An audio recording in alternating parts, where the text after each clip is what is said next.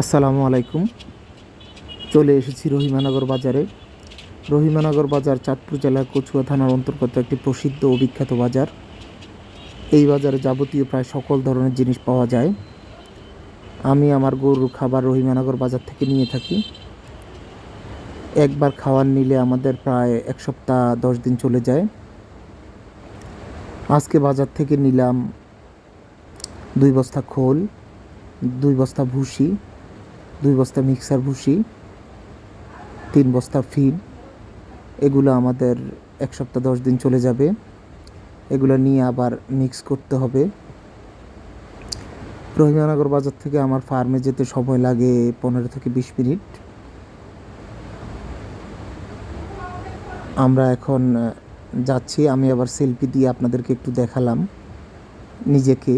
আমরা তালতলী ইউনিয়ন পরিষদ পার হয়ে চলে যাচ্ছি। এই রাস্তাটা সোলিং, ইটের সোলিং।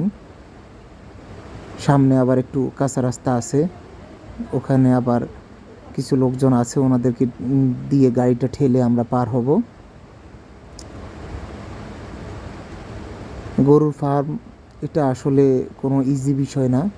আপনারা যারা এটার সাথে জড়িত হবেন খুব বুঝে শুনে আগাতে হবে। এই যে দেখেন, চলে আসছি। আমি আমার ফার্মে অলরেডি খাওয়া নিয়ে চলে আসছি।